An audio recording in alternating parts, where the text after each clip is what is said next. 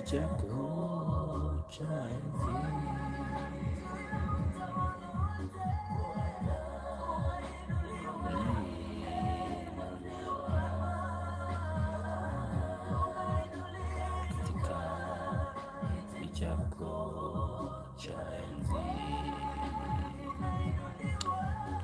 Shalom.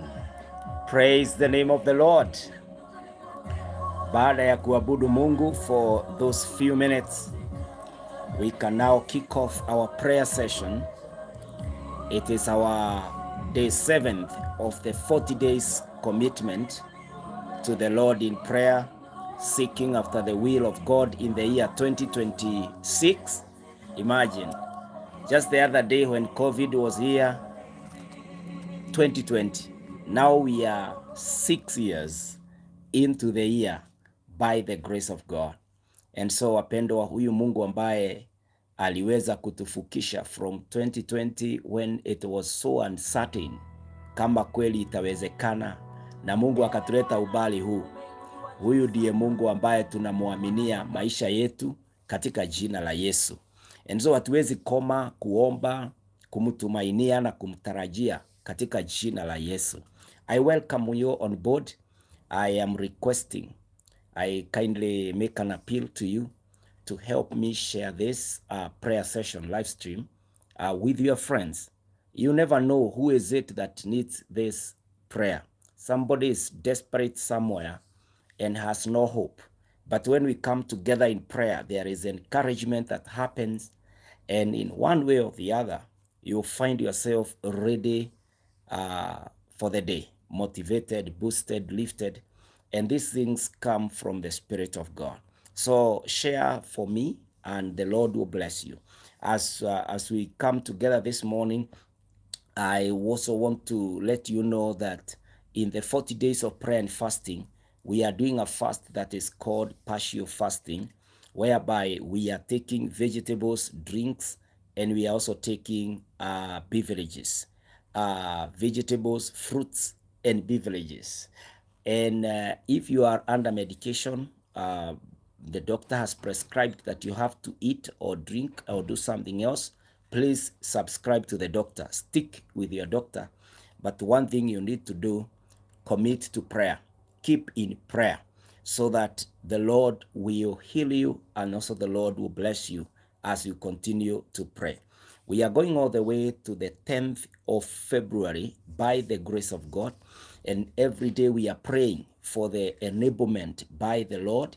And we are asking the Lord to lead us and to help us. And so wapendwa, I welcome each one here on board that we can continue together all by the grace of God. Karibu sana, jiandae tuweze kuomba, kumwaminia Mungu makubwa katika jina la Yesu Kristo. Help me to share this, ya kwamba Mungu atatusaidia, atatuwezesha kuomba na kuendelea na kuomba katika jina la Yesu Kristo. Today we want to pray on a certain agenda of life, and I want us to pray for the network that will work for us, not just a mere connection or relationship with people, but a network that is meant to make us a better and great achievers in our areas of endeavors. That we will not just relate with people, but these people will be the very people sent by God, ambao wataweza kutusaidia katika zile kazi tunafanya, watatusaidia katika hali tunazozipitia, watu ambao wako na moyo kama wetu. People who will not be experts in discouragement, experts in bringing you down, but they shall be people who celebrate your achievement. People who will even hear of a certain connection, of a certain area where they know you are an expert, and they will thrive to get to you and let you know how you can be better, how you can connect, or how you can multiply in your profits. Lakini unajua kuna watu ambao when they know you can thrive or get somewhere in a certain place, they cut your roots. They want to brand you other names. They want to show that you are not faithful, you are not capable, you are not a good man, you have never even done anything they know. They try to discredit you and to bring you down. We want to pray that in this year, we will not find in our scope, in our spaces, in our area of ministry, in our area of business, in our area of family, we will not get people who come around to finish us, but the Lord will allow those people that can help you get somewhere or become somebody by the grace of God. So today we are praying for divine networks. Kuna watu ambao wanajua mtu ambaye anaweza kukusaidia pale US. There is somebody who knows someone somewhere. You may never be there. You may never have been there. But those people need your services. Those people require you to do business with them. But there is nobody networking you, connecting you with them. Nobody increasing your influence. No one is marketing you. We are praying that even in the business, the sales and marketing people, the marketers, they are people who have your company at heart. They are people who have your business at heart. They have owned up the business. They know that they eat, they get paid, they work because your company exists. And so they will work as if ni yao kwa sababu wametumwa na Mungu. Sio tu watu umechukua because of their qualifications, but the Lord will work on their character, that they will be morally upright. They will do that thing that you engaged them on. Their job description will be exhausted, kwa maana wataitekeleza hata wafanye zaidi, kwa maana sio tu wafanyakazi, lakini wametumwa na Mungu. They have been sent to work with you by God. These are things that physically and naturally don't happen. There must be the intervention of God for them to work for us. So that hata tunaomba, whoever comes across our children, those of us who are parents, whoever comes into contact with our greatest treasure, which is the blessing from heaven, our children, they are people sent by God. Those teachers will care for our children. Those house managers will care for our children. Those neighbors will value our children. Those drivers, those whoever it is ambaye anakuja na anashiriki, anakuwa pamoja na watoto wetu by force, by prayer, by faith, watakuwa wametumwa na Mungu. Maisha yao, mioyo yao, mawazo yao watatekwa nyara na Roho wa Bwana, and they will work for our good in the name of Jesus. Na kwa hivyo wapendwa, today we are praying for a very crucial matter in the name of Jesus. Let me make a prayer as we commence and then we move on. Father, in the name of Jesus, this morning we are glad that God, you have made us your children. You have also provided for us, and you have given us a new day that God, we can worship you, we can serve you, and we can walk with you. I ask you in the name of Jesus that Almighty Father and Almighty Redeemer, your kingdom will come and your will be done this morning. Being the seventh day, O God, we thank you that we can have such a day that Almighty Father, we can be strong, we can be healthy. Asante sana Bwana. And this morning as we commence our prayers again, looking up to you, waiting on you, O God, Father, we are not ashamed. We know we are not just doing this for the sake of doing it. Faith in God, in the Lord Jesus Christ, is not an ordinary, normal faith under the sun. But Almighty Father, this is a true faith, the faith that works because God, you work it out for us. This morning, Lord, I humble myself, repenting all my sins, anything, oh God, that is ungodly. Lord, I pray, may you forgive me. Let the blood of Jesus wash away my sins. And Almighty God, I pray for the same for my brothers and sisters as we draw near, as we call upon your name, that nothing manages to barricade, to hinder our prayers. But Almighty Father, we are having a relationship, a breakthrough with you, Lord, and that God, our prayers today are going a long way in life by the grace of God. This morning, as we pray for divine network, It's you who aligns everyone according to the vision you have given to them. We pray that the purposes of year 2026 will have contributions by partners that are God ordination. They are ordained by God for us to work with. Lord, it shall be you who will network us near and far away. In the name of Jesus, I pray, oh God, businessmen are here, career men and women are here, everyone is here, oh God. We pray in the name of the Lord that you are moving in our lives. You are doing a new thing, Almighty. Your kingdom is come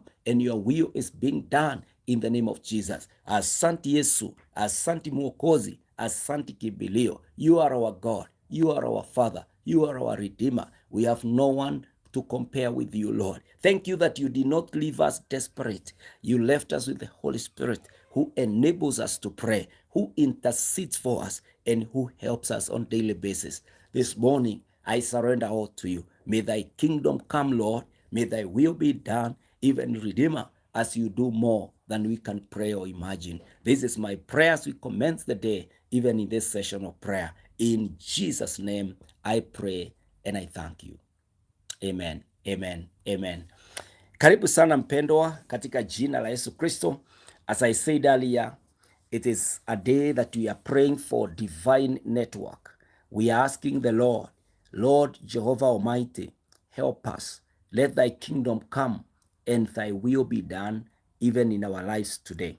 We are praying that we will not be connected to Judases of the day. Judas is a betrayer, is a person who works underground, who cuts all your roots, who goes ahead of you to spoil the deals, to make sure that your life is difficult, to make sure that you are doing an impossible thing, because they are making sure that when you move to the right, they have gone ahead of you 10 steps and destroyed your pathway. When you are going to the left, they have already been there and they destroyed everything. You know, these are the people who plant landmines on your way and they want to smash your vision. They want to make sure that you go down. Yourself going down is their happiness. Hawa ni masadist, pessimists. Hawa ni watu ambao they don't care about why they are in your life. They are happy when you are angry. Unfortunately, these are people who brand themselves the best friend in your scope, in your group, in your team. These are the people who are so talkative. These are people who are arriving early. These are the people who don't miss a call every day. These are the people who make sure that you don't succeed. We want to uproot them in the name of Jesus Christ. We want to make their missions impossible. We want to tell them in our spaces they are not welcome. And we are going to bind them in the name of Jesus. The Bible says in Matthew, in the book of Ecclesiastes, let's start with Ecclesiastes so that you can understand the importance of having the right people in your scope. The Bible says in Ecclesiastes 4, verse 9 to 12, is a popular scripture that is usually read during wedding days or during marriage counseling. But this scripture was not written only for marriages or to work in families. It was meant to be across board.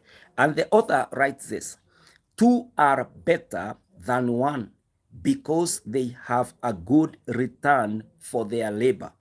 For if either of them falls, the one will lift up his companion.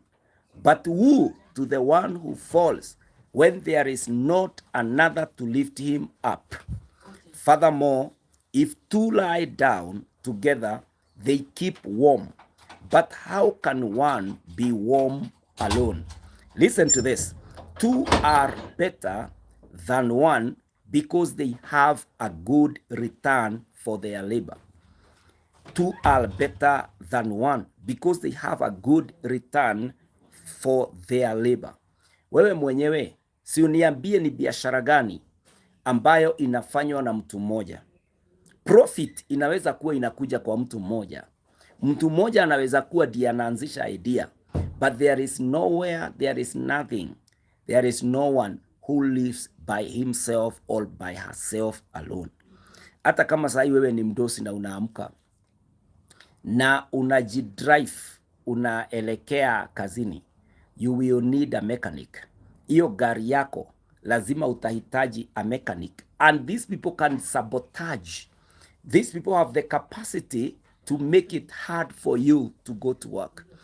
Kuna wale ambao tumeajiri maybe a secretary, an accountant, umehire a marketer, una connect na watu hata kwa nyumba yako, una yule mnasaidiana na yeye, and the Bible here says two are better than one because they have a good return for their labor.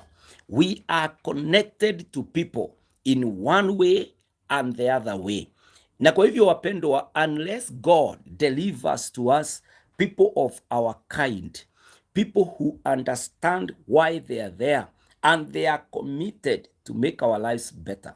Even the watchman at the gate, these are people that we are working with. We have entrusted with them with matters security, which is so paramount. It's very important. It counts in our lives. Watu ambao umeajiri pale, hata kama ni managers or whoever they are, those people are counting. And the Bible is saying two are better than one because they have a good return of their labor. In fact, the Bible says there, secondly, for if either of them falls, the one will lift his companion up. But woe to the one who falls when there is not one to lift him up. And furthermore, if two lie down, they keep warm. But how can one be warm alone? This shows the importance of having the right people partnering with us, having the very right people ambao wataomba na sisi, ambao watatusaidia, ambao watatueleza kulingana na mioyo yao, watu ambao wamejipeana kwetu ili waweze kutusaidia na ili tukaweze kufaulu pamoja by the grace of God. Na ninataka tuombe ya kwamba God will give us people, having the right people in your network, watu ambao wako na moyo wako, watu ambao wanatamani wewe ufaulu, watu ambao wanataka uendelee mbele na ufike kiwango ambacho Mungu alitaka ufike. I don't know whether ninaongea na watu ambao you are hurting because people mismanaged your job. Your expectations were so high. You explained to them black and white your expectation. They ended up delivering frustrations. They have really despised your hard work. They have made you become no one. Wengine, even their companies are being auctioned. Your facilities are being taken away, not because you had no capacity to deliver or to meet the arrangement of your repayment of your loan. Lakini kuna watu walichangia along the system. They jammed it. They made sure that your expectation will not be met. We are praying that the Lord shall help us to uproot these people. The Lord will cause these people to be unstable, to be atawapatia kazi zingine waondoke, kwa sababu watu wengine hata kuwafuta ni ngumu. Watu wengine hata kuwaondoa katika leadership ambayo wana sabotage ni ngumu. Tuwaombee ya kwamba Mungu kwa njia yake atafanya hata wahame ule muji waende kwingine. Mungu atakose kitu kitokee, waondokee, kwa sababu the more they stay with us, the more they harm us. The more they stay with us, the more they make us unfruitful, the more they bring us down. We want to stop their mission. We want to stop their business in the name of Jesus Christ. Ya kwamba Mungu atakutumia watu ambao ni wale wanaogopa Mungu, wanapenda Mungu, wanataka kuona mkono wa Mungu ukifanya kazi katika ile kazi. Ya kwamba wanajifunia their achievements ambayo ni Mungu ameifanya pale. Yani watu ambao wanataka kuona wewe mwenyewe ukiendelea, na wanajivunia ya kwamba when they were managers, the company performed.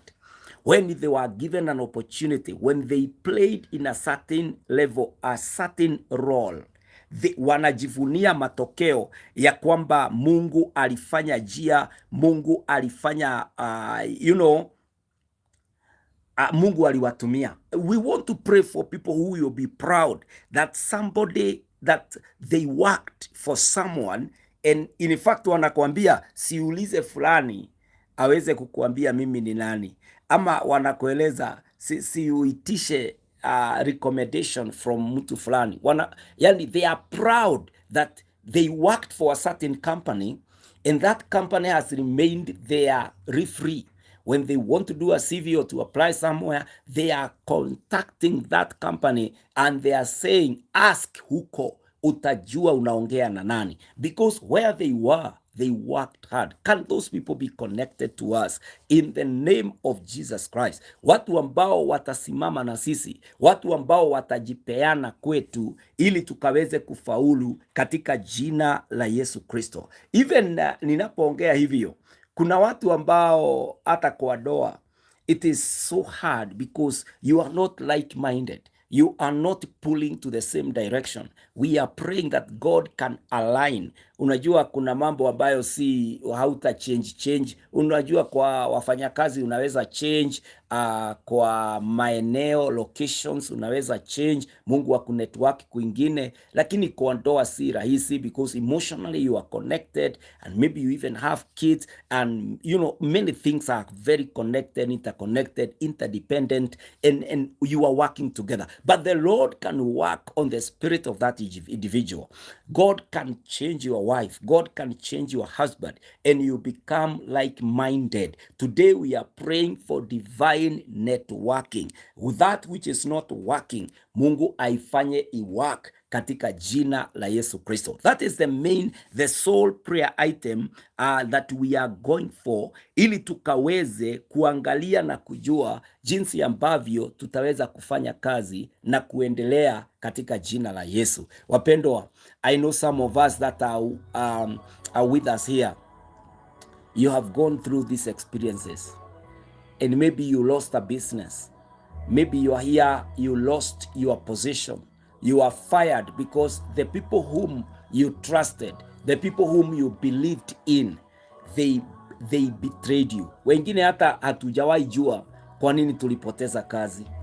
Wengine hata hawajui how that business, maybe today unaendelea kusema hiyo biashara ilianguka kama zingine, hiyo biashara haikuwa iwe, but ni watu walifanya mambo. Kuna watu ambao walikuendea and maybe you are still continuing with them, na hao watu hawafai. Hao watu hujajua ni wao wanafanyanga hivyo. They are betrayers ambao wamehide, wamejificha.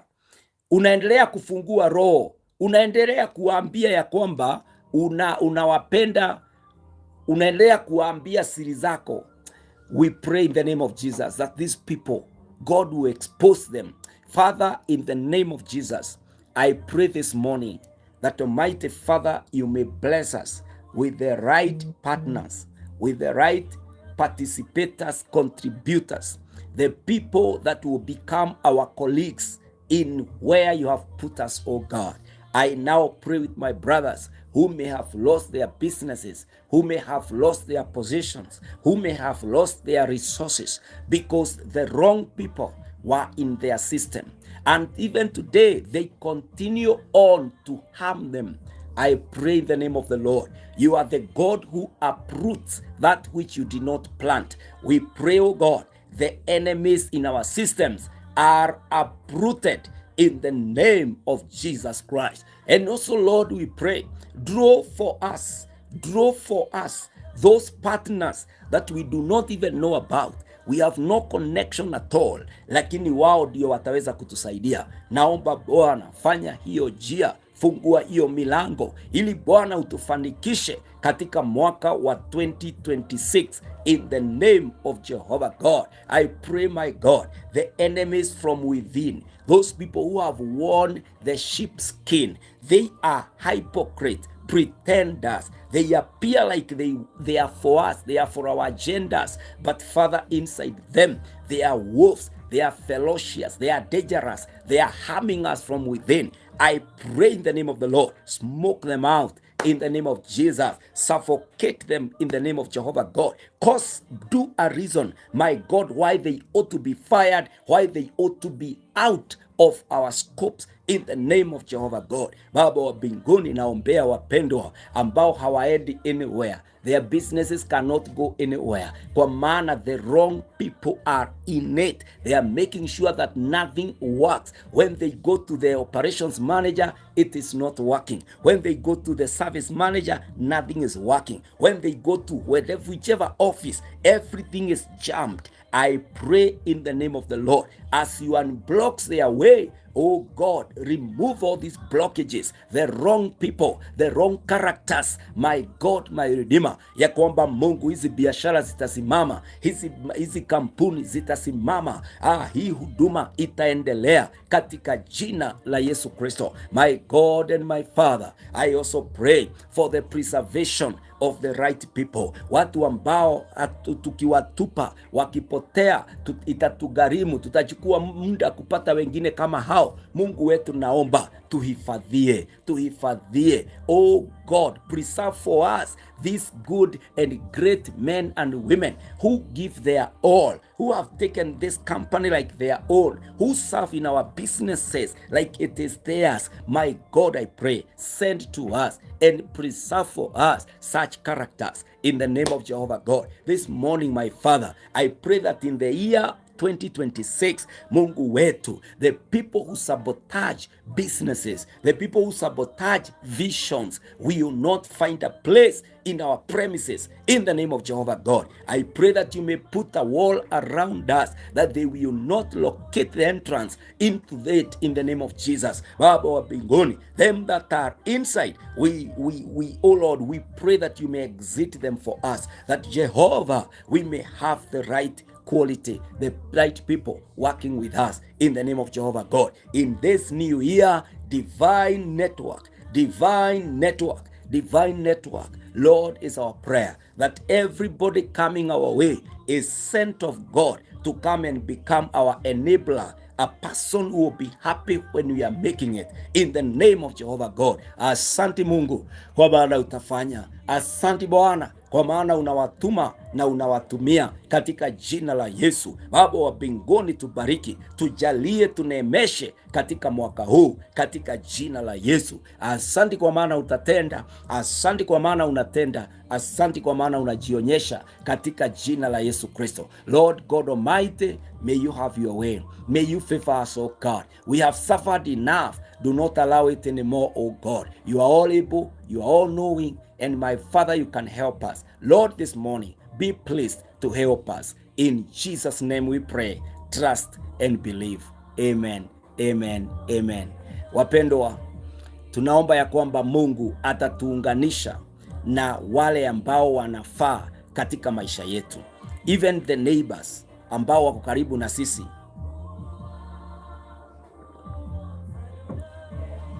watakuwa ni wale watu Mungu ametutumia.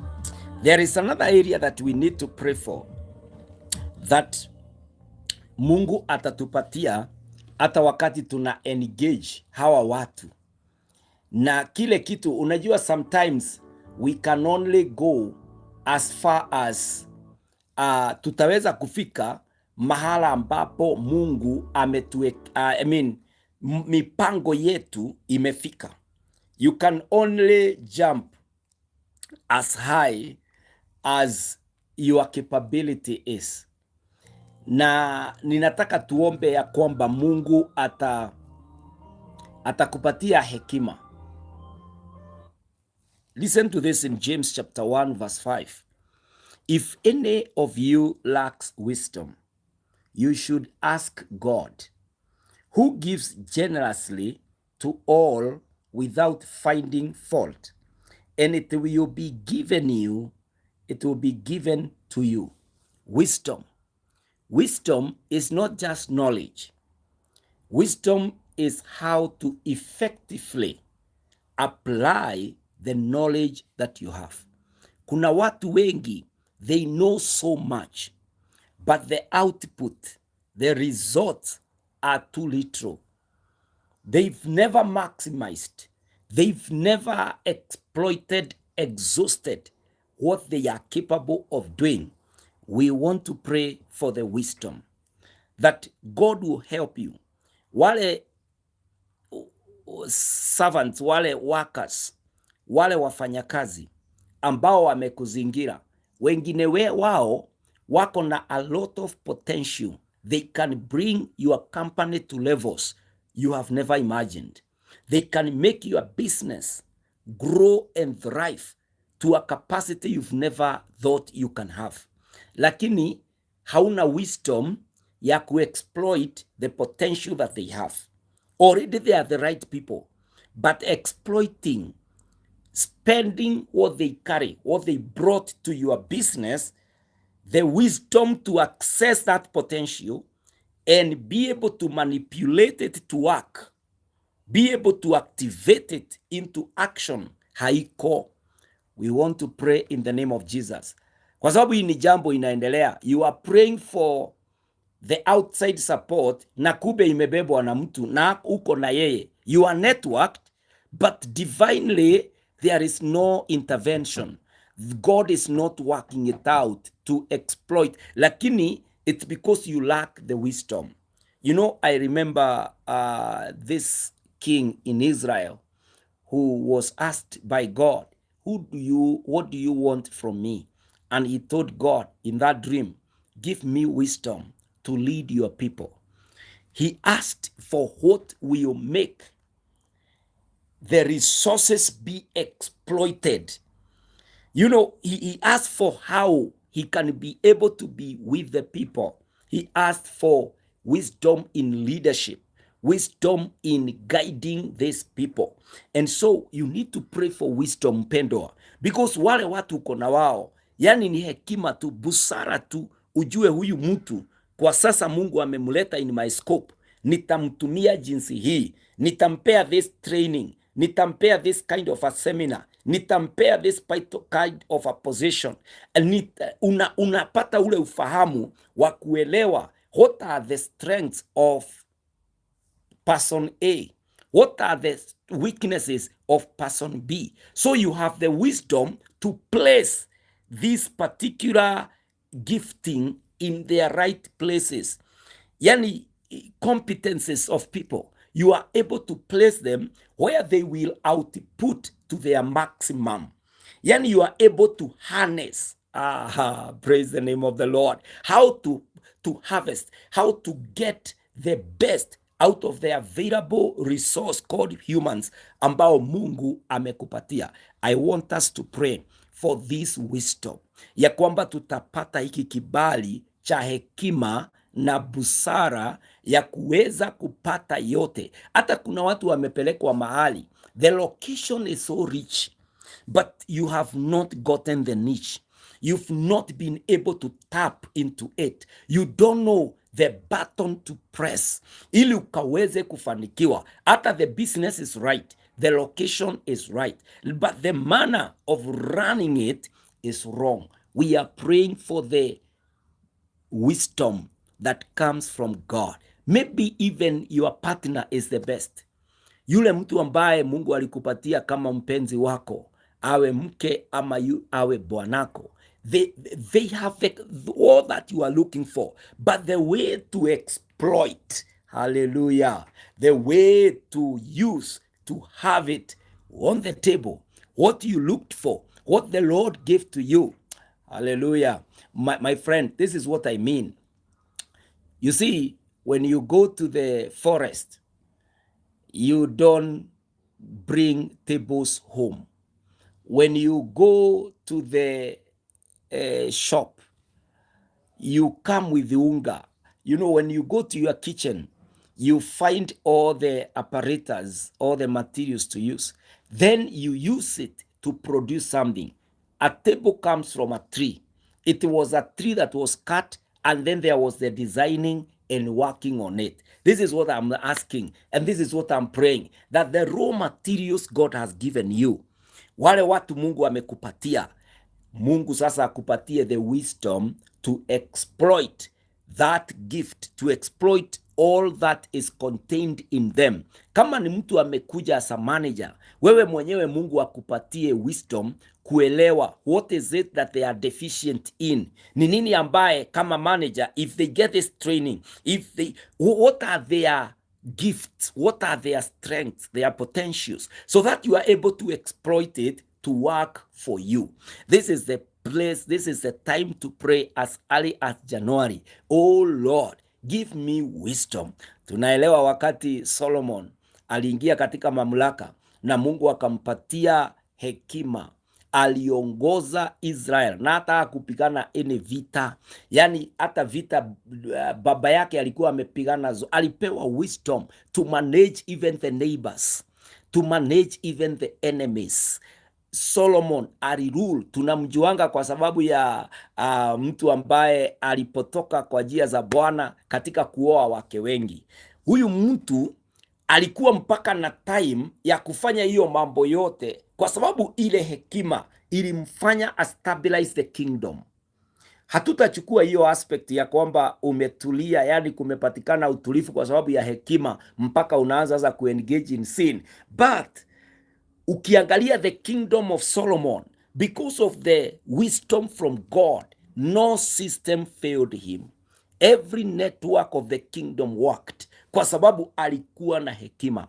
I pray in the name of the Lord that this wisdom to be in a divine network, to utilize the people that the Lord has given to you as your workers, as colleagues, as partners, that this wisdom you will not miss it in the name of Jehovah God. Na wapendwa, ni vizuri kujua ya kwamba watu wako na sisi for a season.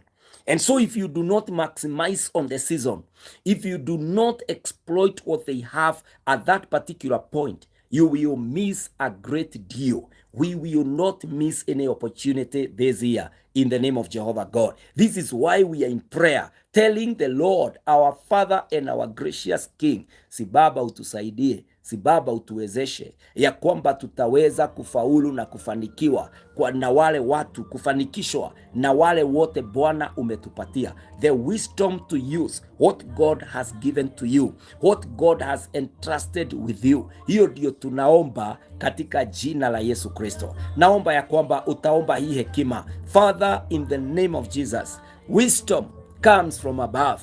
In divine network, wisdom plays a major role. I pray, oh God, you are granting us this wisdom.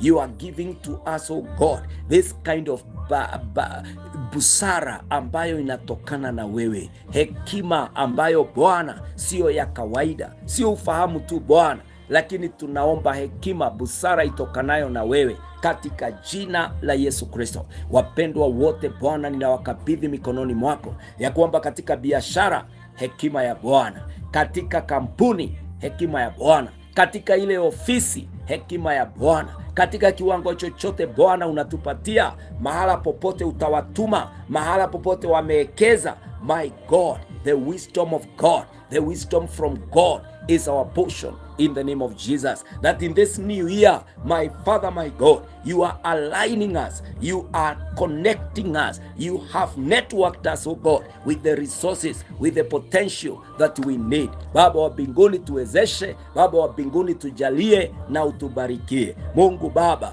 wewe ndiwe tumaini. Divine network, divine network is what we pray for. Watu ambao wametumwa kwetu sisi kusaidia maono na ufunuo ambao umetupatia. I bless your name. I call upon thee, Lord. And Lord God Almighty, do not allow us to go down. Do not allow us to backfire and fail in our agendas because of the wrong people, the wrong decisions that we made. Baba wa mbinguni, tulainishe katika jina la Yesu. This is our prayer, O Lord, for divine network by your hand and by your grace. Shower us, Almighty, with your wisdom to exploit, to exhaust every available resource that God you have entrusted with us. This is my humble prayer. In Jesus' name I pray.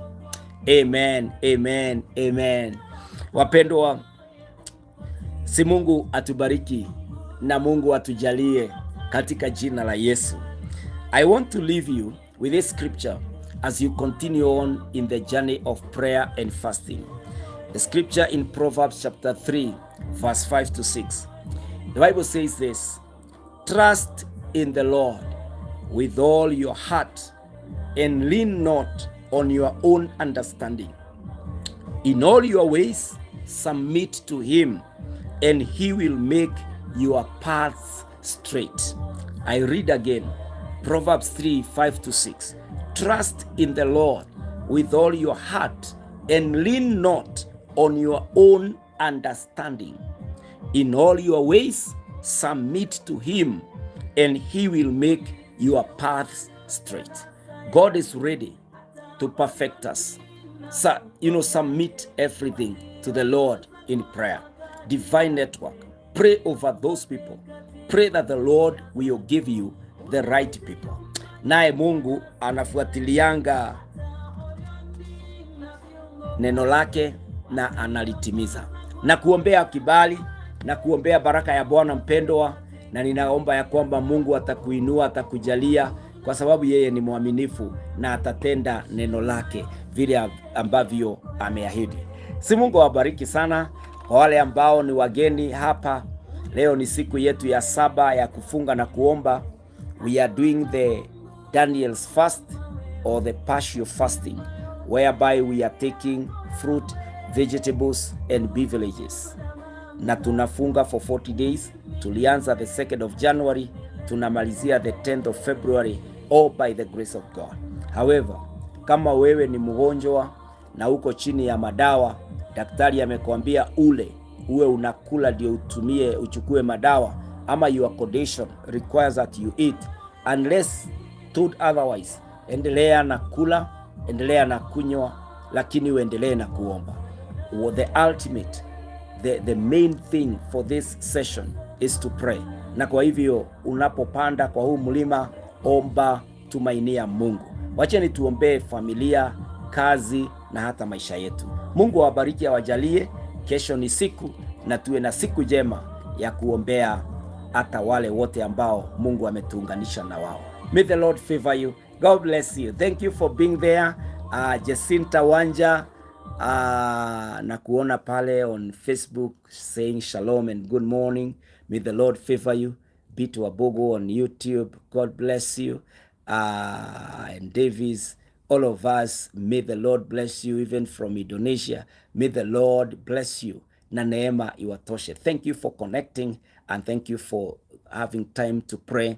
Later on, I know there will come a time personally when you will give a testimony that you prayed it and God did it. May the favor be upon you, and may the hand of the Lord rest upon you in the name of Jesus.